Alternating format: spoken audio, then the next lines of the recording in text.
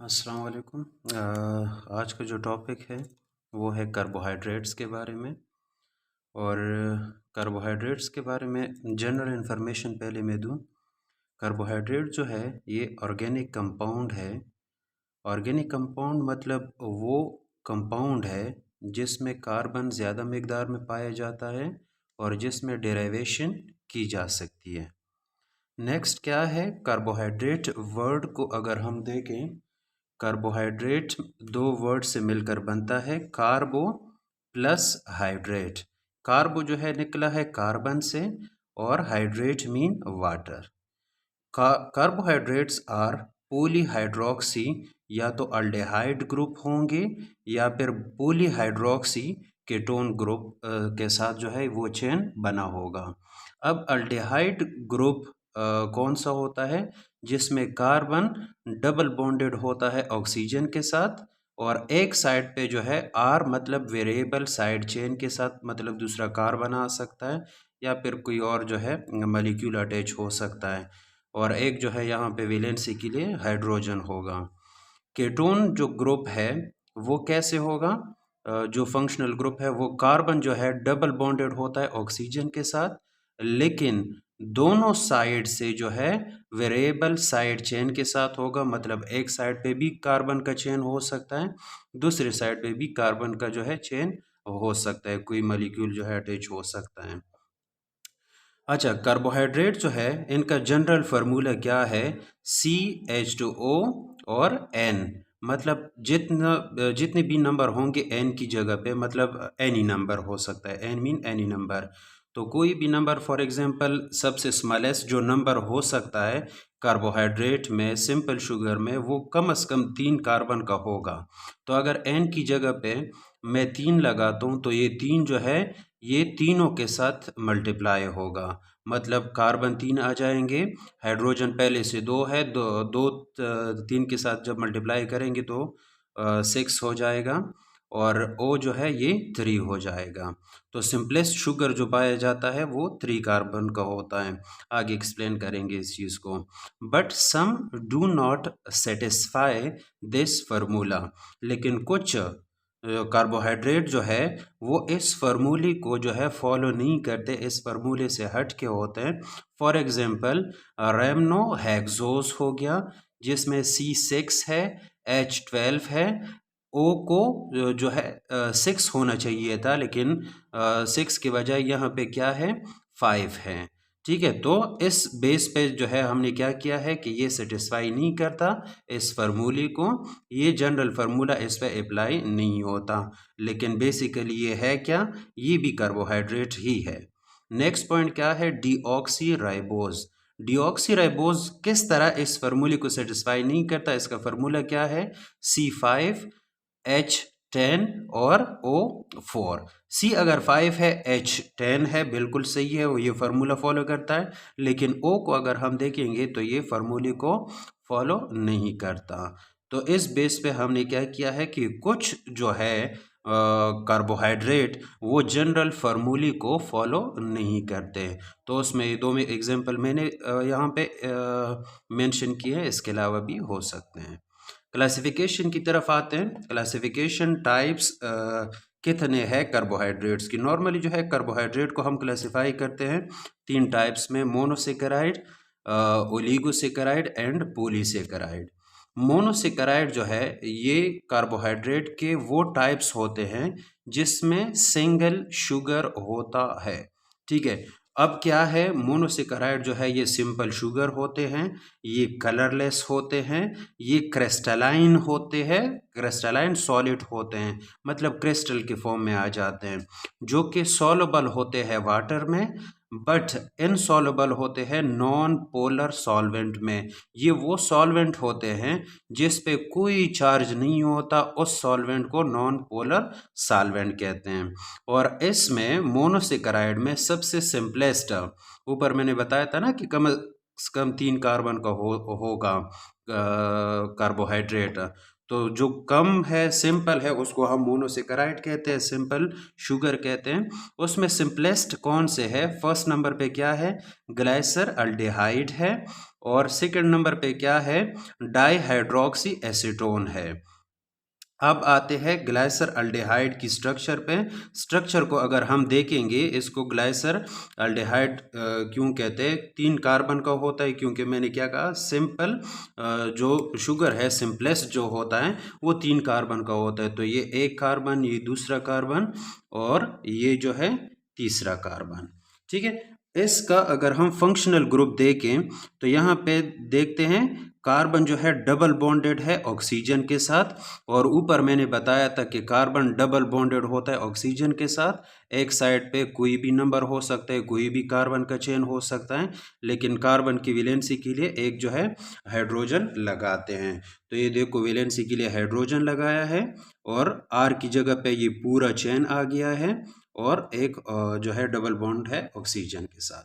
तो ये अल्डेहाइड है, अल्डेहाइड ग्रुप है, ठीक है। अल्डेहाइड ग्रुप में भी ये कौन सा है, ये है ग्लाइसर अल्डेहाइड, जो कि सिंपलेस्ट शुगर कहलाता है, ठीक है। और सेकंड नंबर पे क्या है, यहाँ पे देखते हैं कार्बन जो है एक साइड पे भी कार्बन के साथ अटैच है, दूसरे साइड पे भी कार्बन के साथ अटैच है, और तीसरे साइड पे क्या है, डबल बॉन्डेड है ऑक्सीजन के साथ। ऊपर मैंने बताया था कि कार्बन जो है एक साइड डबल बॉन्डेड होता है ऑक्सीजन के साथ, और दोनों तरफ क्या होते हैं, कोई भी जो है नंबर हो सकता है, कोई भी चेन उसके साथ अटैच हो सकता है। अब आते हैं नेक्स्ट पॉइंट क्या है, the simplest form can not hydrolyse further. ये जो सिंपलेस्ट फॉर्म मैंने मेंशन किए हैं, ये फर्दर हाइड्रोलाइज नहीं हो सकते, मतलब वाटर की मौजूदगी में अगर इसकी हम ब्रेक डाउन करना चाहें, क्योंकि ये वाटर सॉल्युबल होते हैं, तो इसकी ब्रेक डाउन नहीं हो सकती फर्दर, ठीक है। ये जो है आगे हम जो है इसको डिवाइड करते हैं सिंपल शुगर को, जो कि डिपेंड करता है, depend upon the number of carbon atoms. तो उस बेस पे इसको हम अगेन सब डिवाइड करते हैं, जिसमें क्या आते हैं, पहला क्या था, ट्रायोज था, अब क्या है, टेट्रोज, उसके बाद पेंटोज, हेक्सोज, हेप्टोज, ऑक्टोज, नैनोज और डेकोज तक जो है ये चला जाएगा, ठीक है, जा सकता है। लेकिन हेक्सोज तक 6 कार्बन तक जो है ये सिंपल और मोनोसेकेराइड में आते हैं, ठीक है ना। उसके बाद जो है वो फिर दूसरी कैटेगरी में एंटर होंगे। सेकेंड टाइप क्या है, डिपेंड अपॉन विद अल्डेहाइड या फिर कीटोन। तो ये क्या है, डिपेंड करते हैं कि आया ये जो सिंपल मॉलिक्यूल है ये अल्डेहाइड की कैटेगरी से है या फिर कीटोन की कैटेगरी से है। उसके बेस पे मैंने ये थोड़ा छोटा सा जो है चार्ट बनाया हुआ है टेट्रोस, पेंटोस और हेक्सोस के बेस पे, ठीक है। तो जनरल फार्मूला पहले, फिर जो है अगर एल्डो शुगर में उसको रखना चाहे तो क्या होगा, और अगर कीटोन जो है फंक्शनल ग्रुप यूज़ करे तो फिर क्या बनेगा। तो फर्स्ट ऑफ ऑल क्या है, ट्रायोजिस है। ट्रायोजिस जो है किसे कहते हैं, ट्रायोजिस 3 शुगर मॉलिक्यूल जिसमें होते 3 कार्बन का जो मॉलिक्यूल होता है, ठीक है। तो ये देखो कार्बन 3 है, हाइड्रोजन 6 आ गए और ऑक्सीजन भी 3 आ गया, जो कि जनरल फार्मूले में आता है, ठीक है। ये जो है सेटिस्फाई होता है जनरल फार्मूले में। ये अगर फंक्शनल ग्रुप इसका यूज़ होता है अल्डेहाइड, तो फिर ये क्या बनेगा, ग्लाइसर अल्डेहाइड बनेगा। और अगर फंक्शनल ग्रुप जो है कीटोन यूज़ होता है तो फिर ये क्या बनेगा, डाईहाइड्रोक्सी एसीटोन बनेगा। सेकंड नंबर पे है टेट्रोज। तो टेट्रोज का जो फार्मूला है वो है C4H8 और O4।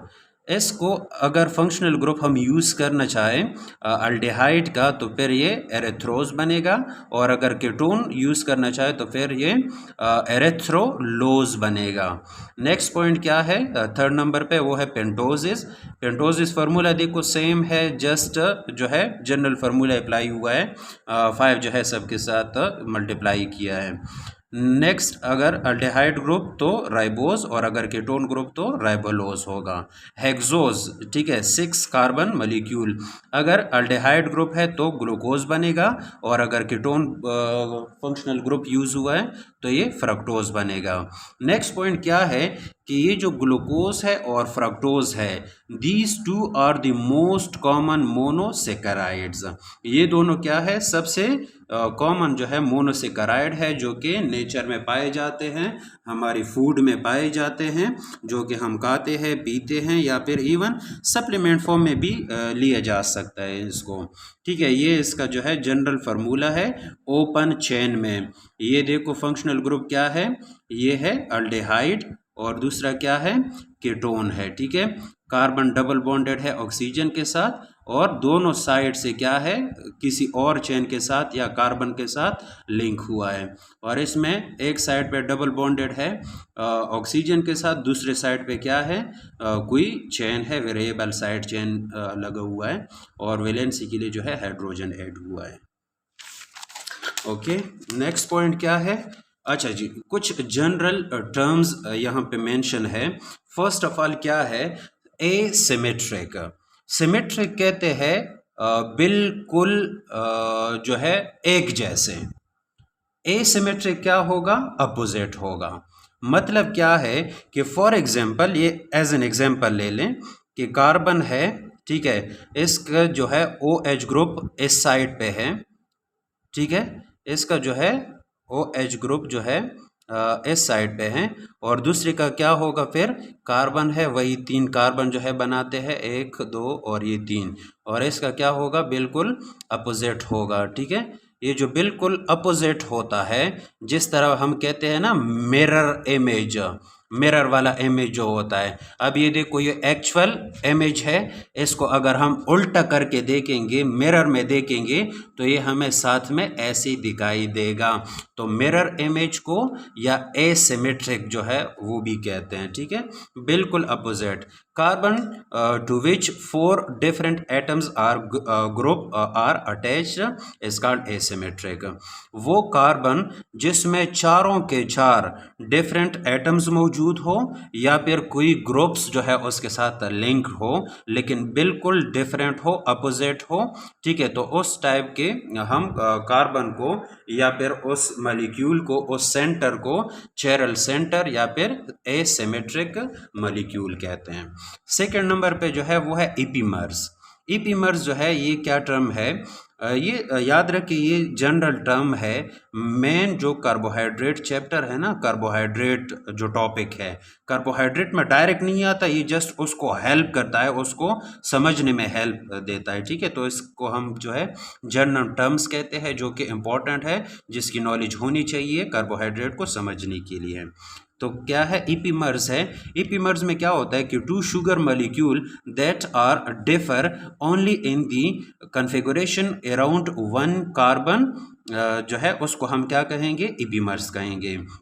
फॉर एग्जाम्पल क्या है, कार्बन नंबर 1 2 3 4 5 और ये 6, इसमें कार्बन नंबर 1 2 3 4 5 और ये 6, इसको अगर हम गौर से देखें ना, तो सिर्फ और सिर्फ कार्बन नंबर 2 में ही क्या है, चेंजेस है, सिर्फ एक कार्बन में चेंजेस है।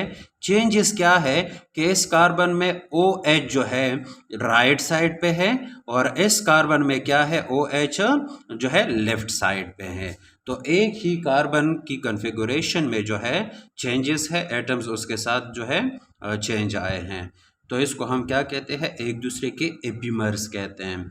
और लास्ट पॉइंट क्या है, लास्ट जो जनरल टर्म है वो है आइसोमर्स या स्टीरियो आइसोमेरिज्म, स्टीरियो आइसोमर्स जिसको कहते हैं। ये वो मॉलिक्यूल है जिसमें 2 शुगर मॉलिक्यूल होता है, जिनका फार्मूला तो सेम होता है, लेकिन स्ट्रक्चर डिफरेंट होता है। तो ये इपीमर जो है इसको भी आइसोमर कह सकते हैं। ये जो एसिमेट्रिक है इसको भी हम आइसोमर कह सकते हैं। मतलब फार्मूला सेम होना चाहिए, स्ट्रक्चर चाहे 5-6 जगहों पे ही चेंज क्यों ना हो, उसको हम आइसोमर्स कह सकते हैं। Thank you.